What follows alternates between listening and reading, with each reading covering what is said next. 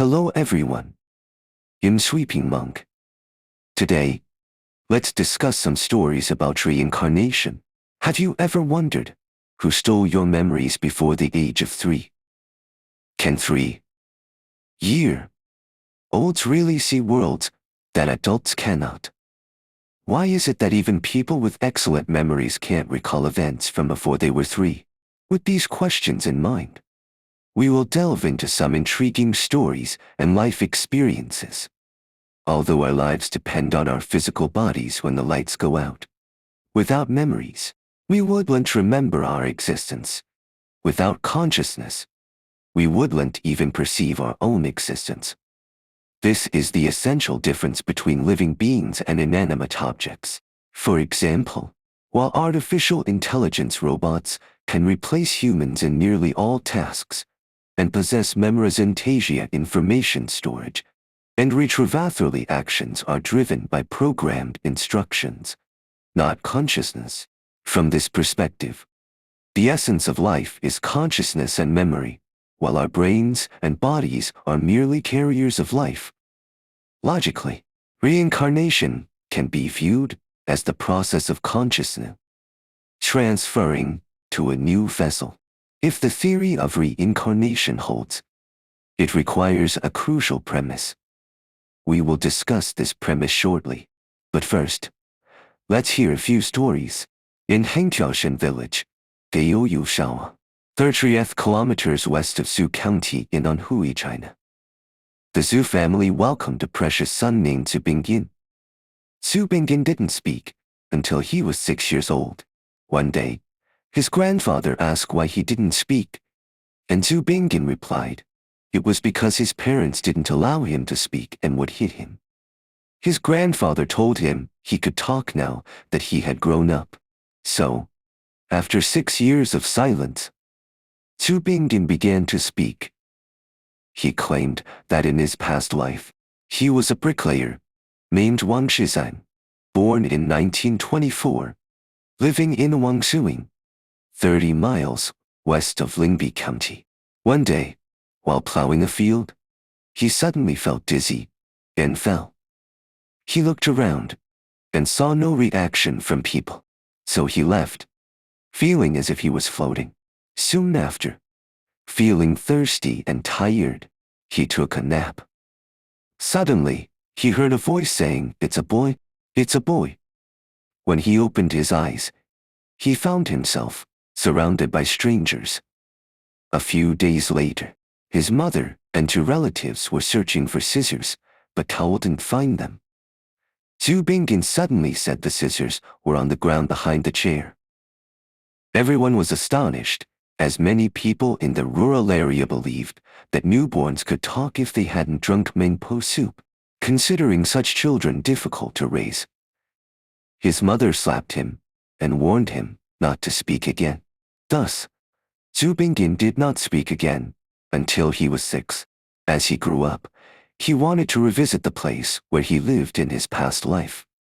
Wangsuing, in Lingbi County, is actually only about 60 kilometers from Su County. When he was 16, he returned to Wangsuing, recognizing many people. But the villagers and his past life family thought he was insane. Despite recounting many past details, he couldn't convince anyone. At this point, Wang Shizang's son mentioned that his father had hidden the family lamp deep before he died suddenly, and no one knew where it was. Zhu Bingyin smiled and said the deed was behind the 4th brick on the 6th row from the left under the main room's wall. Following his instructions, they found the deed inside. This story might seem incredible, but it appears less strange compared to the following American story. Lee Allen was born into a wealthy family in Philadelphia, USA. Although he excelled in many areas, there were 2 concerns. First, he disliked studying and decided to quit school in the 10th grade. Second, he exhibited peculiar behavior from a young age, particularly enjoying role-playing. His parents were puzzled since role-playing was not a common activity for them, and was usually done late at night, behind locked doors. However, Lee Allen often played very bizarre roles, such as an Egyptian pharaoh. As he grew older, he felt confused, as if the sensation of being a pharaoh in his past life was still lingering. Realizing this was unusual, he consulted a renowned psychiatrist, Dr. Edwin Modis. Dr. Modis, well known locally, found Lee Allen's mental state normal after several routine checks and decided to try hypnosis to uncover new findings. The first hypnosis session left a lasting impression on Drive. Modis. During hypnosis, Lee Allen suddenly sat up, speaking in a strange language, with an angry and commanding tone, as if giving orders. The situation was so bizarre that Drive. Modis and his assistant quickly woke him up, unable to explain what had happened. Dr. Modis then sent the hypnosis recordings to the University of Maryland for analysis. The experts translated Lee Allen's language, finding it to be ancient Egyptian, with phrases like, "Before the pharaoh, everyone must bow. How dare you look at the king directly?" This result shocked everyone and greatly intrigued Drive. Modis, who quickly arranged another hypnosis session. In this session, Lee Allen recalled being the Egyptian pharaoh Callicrates, ruling from 340 AIM to 340 BC.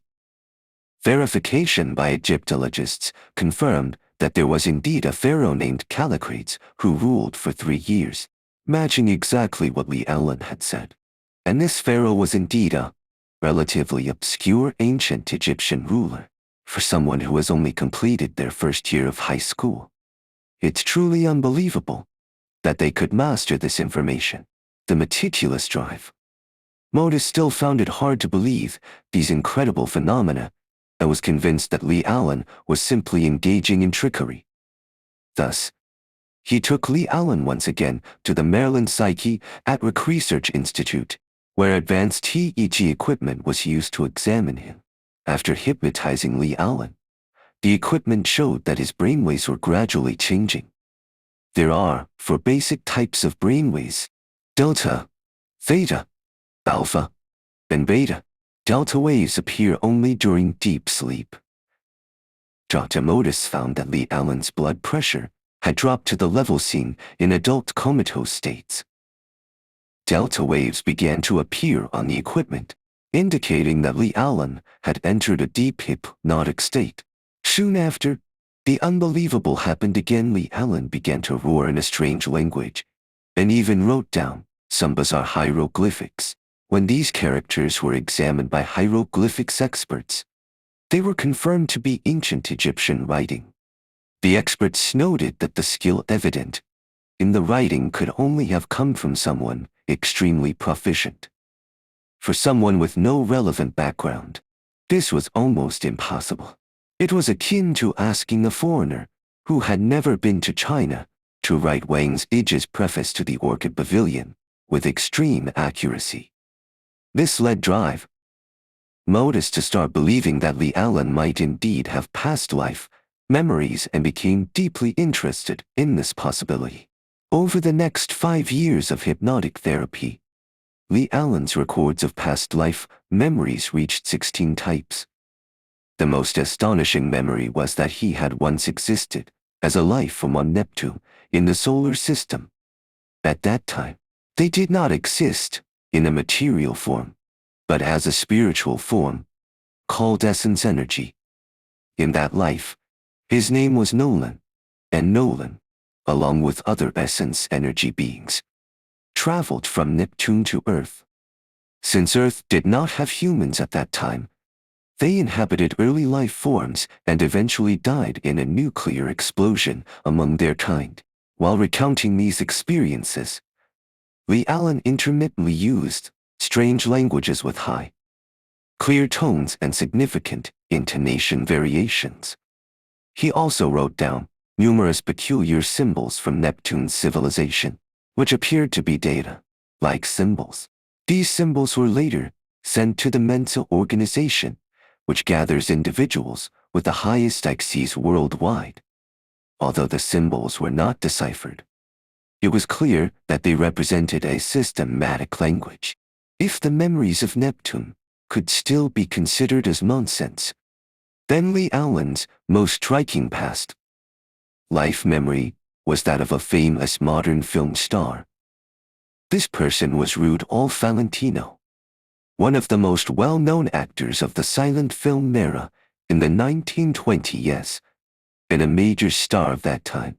Under hypnosis, Lee Allen recalled his life as Valentino, mentioning that Valentino's father was Italian and his mother was French. And he also revealed many private details and insider information about Valentino's film career.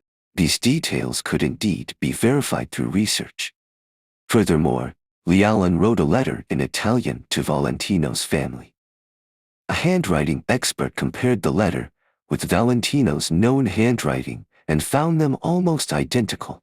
When Lee Allen's signature was compared with Valentino's official signature, the two signatures were found to be identical. Handwriting experts confirmed that the writing was not imitated, but genuinely from the same person. To delve deeper, researchers arranged for Lee Allen to meet with the famous cinematographer of Valentino's notable film, The Sheik.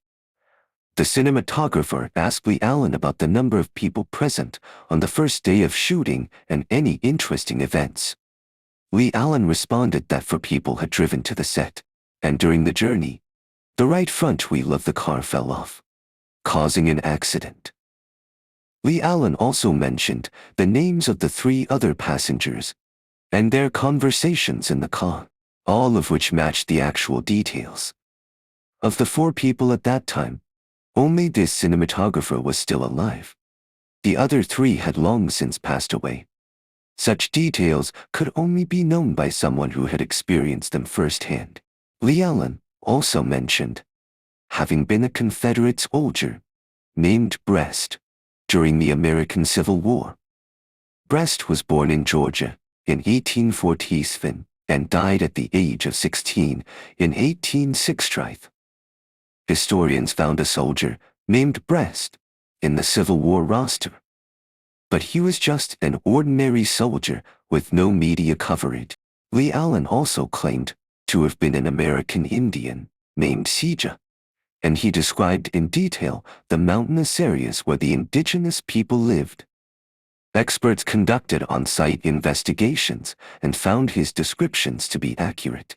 Additionally, Lee Allen said he had once been a Jewish Hebrew slave named Josephus, living during the time of Jesus 2,000 years ago, and had witnessed Jesus being tried and crucified. This memory could not be verified. Dr. Modis, in his 5 years of research, concluded that although Lee Allen's memories under hypnosis were incredible and unexplainable, no evidence of fraud was found throughout the process. One day, Lee Allen suddenly disappeared after leaving a letter. The letter claimed that everything over the past 5 years had been a hoax by Drive, Modis, and all the past life memories were fabricated merely to attract attention. However, comparing the handwriting in the letter to Lee Allen's previous handwriting revealed that it was not from the same person. The high consistency between past life memories and reality also remained an unsolved mystery. Since then, Lee Allen vanished without a trace. Although these events could not be further investigated, it didn't matter much because Lee Allen's experiences were quite fantastical and made for an intriguing story. In the field of past life memory story, Ian Stevenson, a medical doctor from the University of St Andrews in Scotland, conducted extensive research. He traveled to numerous countries and regions, including Africa, Alaska, British Columbia, India, Myanmar, South America, Lebanon, and Turkey, collecting over 600 cases of reincarnation. Research found that individuals with past Life memories are mostly children aged 2 to 6. And these memories appear to be innate, unlike cases like Leallan's, which were awakened through hypnosis. So, can this data prove that reincarnation really exists? As mentioned earlier, if reincarnation is true, it must be ensured that our world is not virtual. If our world and consciousness are merely a segment of code or data in a virtual world, then reincarnation is essentially data redirection. This could lead to data errors, resulting in what we perceive as past life memories. There's a popular belief that children before the age of 3 can see a world filled with spirits, and to prevent them from being affected by these terrifying memories, their heavenly eyes gradually close after 3, and the brain selectively forgets these memories. Although this belief lacks scientific evidence, it hints at the mysteries of brain memory mechanisms, showing that the brain may selectively forget unbearable pain as a form of self-protection. A real life story from the last century illustrates this. In 1972, a flight attendant named Veen survived a plane crash on a Yugoslav Airlines flight, becoming the only survivor despite severe injuries. After being rescued, Veen has lost all memory of the crash, only remembering events before boarding. It wasn't until she saw news about the crash 2 weeks later that the lost memory suddenly resurfaced, causing her to faint and lose control of her emotions. This demonstrates the brain's selective forgetting function in response to extreme pain. Why are memories before the age of 3 lost? What exactly can infants see before 3? Over 100 years ago, psychologist Freud defined the age of forgetting as between 6 and 8 years old, because people often cannot recall early experiences in detail, or at all. He termed this phenomenon childhood amnesia. As research progressed, this age range was reduced to 3 or 4 years old. This implies that scientists believe infants before 3 are in a state of memory loss. The reason for this is that babies have not yet developed associative cognitive skills. Brain memory is not isolated, but stored through interconnections. Since babies lack clear concepts of things, memories are difficult to form stable cues and be stored long-term. However, this does not mean that experiences before 3 have no impact on a child's development. In the 1980s, Western scientists conducted experiments in an orphanage where a lack of volunteers meant babies often did not receive timely care. Statistics showed that these children were generally lower in language expression and social skills than average. This proves that, although memories before 3 are temporarily stored, the environment and education during this period had a significant impact on future development. For instance, Helen Keller lost her sight and hearing at 18 months due to illness. Yet she retained clear memories of the period before losing her senses. This is not contradictory because she stored these memories through normal sensory experiences before losing them, and later reinforced them through touch and smell, making them long-term memories. However, once ordinary people lose memories before the age of 3, the chances of retrieving them are almost zero. Infants are born with about 100 billion neurons, and the number of neural connections before 3 is twice that of adults. As the brain develops, new areas of the brain gradually take over and clear the previous neural connections, leading to memory erasure. The idea that children can see spirits may be related to ancient beliefs that infants possess innate pure energy. Infants might connect with higher dimensional energies and see things that adults cannot. This phenomenon generally lasts until girls are about 7 and boys about 8, coinciding with the calcification cycle of the pineal gland during this period. This might also explain phenomena like the Mandela effect and déjà vu. Unfortunately, we cannot prove whether our world is real or virtual. Even if we believe the world is a material reality, we cannot be certain of reincarnation's existence. Professor Stevenson's method is epidemiological, involving statistical analysis of cases, but results generally cannot be considered conclusive scientific evidence. It can be understood as the best option when no other methods are available. We might consider why humans are so concerned with reincarnation. It may be due to our finite lives and the desire to know what happens after death. If reincarnation exists, it might help us face death more calmly. However, if reincarnation is not universal, it holds no meaning for us if we don't remember past lives. Each life is effectively a first. Therefore, we should focus more on making the most of our limited lives and cherishing the present. If you like my program, please remember to like, follow, subscribe, share, and comment. I'm the Sweeper Monk. See you next time.